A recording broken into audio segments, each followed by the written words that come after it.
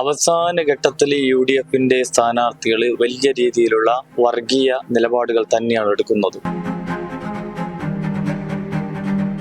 ഇവിടെ ബേപ്പൂരിലാണെങ്കിൽ ആരാധനാലയങ്ങൾ കേന്ദ്രീകരിച്ച് വോട്ട് പിടിക്കുന്നു, ചില സഹായങ്ങൾ കൊടുക്കുന്നു.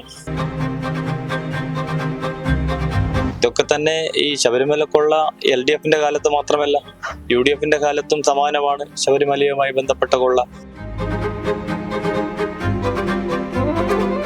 നല്ല 100% ആത്മവിശ്വാസത്തിലാണ് കോഴിക്കോട് BJP അക്കൗണ്ട് തുറക്കും.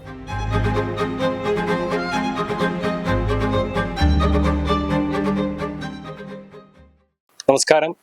നാളെ കേരളം പോളിംഗ് ബൂത്തിലേക്ക് ചെല്ലുമ്പോൾ മുന്നണികളെല്ലാം വലിയ പ്രതീക്ഷയിലാണ്. ഇപ്പോൾ നമ്മളോടൊപ്പം ഉള്ളത് കോഴിക്കോട് ജില്ലയിലെ ബേപ്പൂർ നിയോജക മണ്ഡലത്തിലെ NDA സ്ഥാനാർത്ഥിയും അതുപോലെ തന്നെ BJP കോഴിക്കോട് സിറ്റി ജില്ലാ പ്രസിഡന്റുമായിട്ടുള്ള പ്രകാശ് ബാബുവാണ്. ചേട്ടാ, ഇപ്പോൾ ഇന്ന് നിശബ്ദ പ്രചരണത്തിന്റെ വലിയ തിരക്കിലാണ്. എങ്ങനെയാണ് ഇപ്പൊ ഇതുവരെ ഒരു മാസത്തോളം നീണ്ടുന്ന പ്രചരണം അവസാനിക്കും എന്താണ് തോന്നുന്നത്?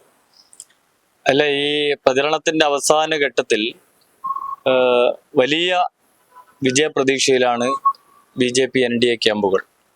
കാരണം ഒരു കാലത്തും ഇല്ലാത്ത വിധത്തിലുള്ള ജനകീയ പിന്തുണ BJP NDAക്ക് ലഭിച്ചു എന്നുള്ളത് തന്നെയാണ് ഈ തെരഞ്ഞെടുപ്പിന്റെ വലിയ പ്രത്യേകത.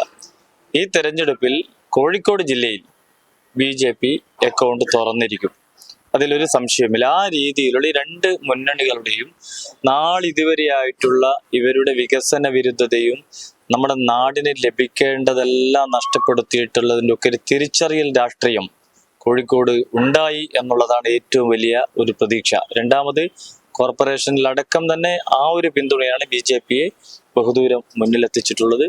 അതുകൊണ്ട് അവസാന ഘട്ടത്തിലേക്ക് കടക്കുമ്പോൾ തികഞ്ഞ ആത്മവിശ്വാസത്തിലാണ് ഞങ്ങൾ എല്ലാവരും. ഇപ്പോൾ മറ്റു ജില്ലകളെ പോലെയല്ല, കോഴിക്കോട് ജില്ലയെ സംബന്ധിച്ചുള്ള നഗരത്തിലാണ് BJPക്ക് കൂടുതൽ സ്വാധീനമുള്ളത് നമുക്ക് പറയാതെ. കാരണം BJP ഏറ്റവും പ്രതീക്ഷ വെക്കുന്ന മണ്ഡലങ്ങൾ നഗരത്തിലാണുള്ളത്.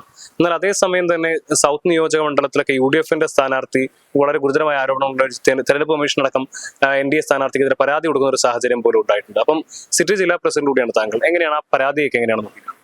ഇല്ല, അതിപ്പോ സൗത്തിലും ബേപ്പൂരിലും ഒക്കെ തന്നെ അവസാന ഘട്ടത്തിൽ UDFന്റെ സ്ഥാനാർത്ഥികൾ വലിയ രീതിയിലുള്ള വർഗീയ നിലപാടുകൾ തന്നെയാണ് എടുക്കുന്നത്.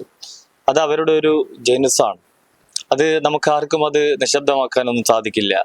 ഈ വികസനം ചർച്ച ചെയ്യാൻ പരാജയപ്പെടുന്നു, ജനങ്ങളുടെ പിന്തുണ നേടിയെടുക്കാൻ പരാജയപ്പെടുമ്പോൾ അവസാന നാളുകളിൽ LDFന്റെയും UDFന്റെയും കൂടപ്പിറപ്പാണ് ഈ വർഗീയതയും അല്ലെങ്കിൽ ഇങ്ങനെ മതവിദ്വേഷമൊക്കെ പറഞ്ഞ് പ്രചരിപ്പിക്കുക.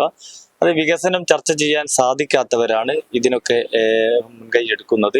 ഇതൊക്കെ ജനങ്ങൾക്കറിയാം. കഴിഞ്ഞ ദിവസം നോർത്തിൽ ഒരു ലഘുലേഖ LDF അടിച്ചിറക്കിയിട്ട് അങ്ങേയറ്റം ഒരു ഹൈന്ദവ വിശ്വാസികളുടെ ചോദ്യം ചെയ്യുന്ന തരത്തിൽ അതിന്റെ പരാതി അവിടെ കിടക്കുന്നു. സൗത്തിൽ അങ്ങനെ തന്നെയാണ്.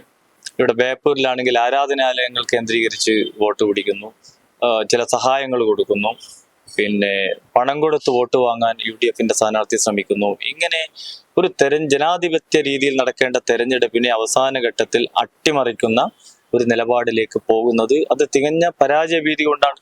വികസനം പറഞ്ഞ് വോട്ട് പിടിക്കുന്നവരെയും മതവും അല്ലെങ്കിൽ പണവും ഉപയോഗിച്ച് വോട്ട് പിടിക്കണ്ടല്ലോ. അതുകൊണ്ട് ഇതൊക്കെ തിരിച്ചറിയാനുള്ള നല്ല പക്വതയും അതേപോലെ തന്നെ തിരിച്ചറിയലൊക്കെ കോഴിക്കോട്ടെ ജനങ്ങൾക്കുണ്ട് എന്നുള്ളത് കൊണ്ട് തന്നെ ഞങ്ങളെ സംബന്ധിച്ചിടത്തോളം ഒരു പ്രശ്നമുള്ള കാര്യമാണ്. ഈ ഒരു തെരഞ്ഞെടുപ്പ് കാലഘട്ടം എന്ന് പറഞ്ഞാൽ NDAയെ സംബന്ധിച്ചുള്ള ഞാൻ കരുതുന്നു കുറെ കൂടി എളുപ്പമായിരുന്നു എന്നുള്ളത്. കാരണം ശബരിമല കൊള്ള CPM-നെതിരെ വലിയൊരു പുതിയൊരു ആരോപണങ്ങളുടെ ശരം ഉണ്ടാവുന്നു. വയനാട്ടിൽ ഫണ്ട് വെട്ടിച്ചു എന്ന് പറഞ്ഞ് UDF-നെതിരായിട്ട് വലിയ ആരോപണങ്ങൾ ഉണ്ടാവുന്നു. അപ്പൊ NDA ഇത്തരം ആരോപണങ്ങളിൽ നിന്നൊക്കെ ഒരു പരിധി വരെ മാറി നിൽക്കുകയാണ്, അല്ലെങ്കിൽ ഇത്തരം ആരോപണങ്ങളൊന്നും NDA ബാധിക്കുന്നില്ല. അപ്പൊ നിങ്ങളെ സംബന്ധിച്ചിടത്തോളം നിങ്ങളുടെ മേലൊരു വിശ്വാസം വല്ലാതെ വർദ്ധിക്കുന്നതായിട്ട് തോന്നുന്നു? ഇല്ല, ഞങ്ങളുടെ മുദ്രാവാക്യം തന്നെ കേരളത്തിന്റെ രാഷ്ട്രീയ ചരിത്രത്തിൽ ജനങ്ങൾ ഏറ്റവും സ്വീകരിച്ച മുദ്രാവാക്യമാണ് വികസിത കേരളം, സുരക്ഷിത കേരളം, വിശ്വാസ സംരക്ഷണം. ഈ മൂന്നിലും ഒരു വിധത്തിലും ജനങ്ങൾക്ക് യോജിക്കാൻ സാധിക്കാത്ത രണ്ട് മുന്നണികളാണ് LDFും UDFും. കാരണം ഈ മൂന്ന് ജനകീയ വിഷയങ്ങളിൽ ഒരു കാലത്തും ഒരു നിലപാട് പറയാൻ ഇവരെ കൊണ്ട് സാധിക്കില്ല. ഭരിച്ചവരും ജയിച്ചവരുമാണ്. അതുകൊണ്ട് വളരെ കൃത്യമാണ് LDFനും UDFനും യഥാർത്ഥ ജനകീയ വിഷയങ്ങളിൽ നിന്ന് ഒളിച്ചോടി പോകുന്നു. ഞങ്ങൾ പറയുന്നത് വികസനം ചർച്ച ചെയ്യണം, നാടിന്റെ സുരക്ഷ ചർച്ച ചെയ്യണം, അതേപോലെ തന്നെ വിശ്വാസ സംരക്ഷണം. ശബരിമല ഉൾപ്പെടെ ശബരിമലയിലെ ആചാര ലംഘനത്തിന് നേതൃത്വം കൊടുത്ത പാർട്ടി CPIM ആണ്. ശബരിമല കൊള്ളയ്ക്ക് നേതൃത്വം കൊടുത്തിട്ടുള്ളത് CPIM-ന്റെ നേതാക്കളും മന്ത്രിമാരുൾപ്പെടെയാണ്.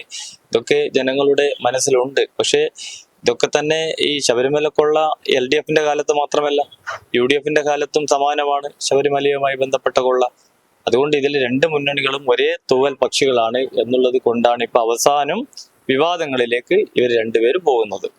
വലിയ പ്രതീക്ഷയിൽ തന്നെയാണ് നല്ല 100% ആത്മവിശ്വാസത്തിലാണ് കോഴിക്കോട് BJP അക്കൗണ്ട് തുറക്കും.